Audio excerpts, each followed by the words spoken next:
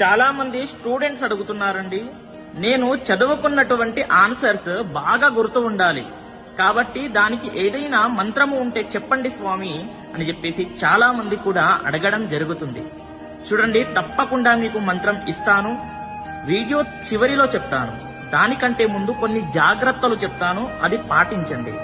చూడండి, చదువుకునేటప్పుడు ఫోన్ని కిలోమీటర్ దూరంలో పడేయండి. ఓకేనా? తర్వాత వినండి, మీరు హైజీనిక్ ఫుడ్ ని అలవాటు చేసుకోండి. ఓకేనా? మంచి ఫుడ్ ని అలవాటు చేసుకోండి. ఏది పడితే అది తినకండి. రాత్రి నానబెట్టుకున్నటువంటి పంకిన్ సీడ్స్ ఉంటాయి కదా, గుమ్మడికాయ గింజలు అంటారు, నానబెట్టుకొని పొద్దున లేసి తినండి. బాగా జ్ఞాపక శక్తి వస్తుంది. ఓకేనా?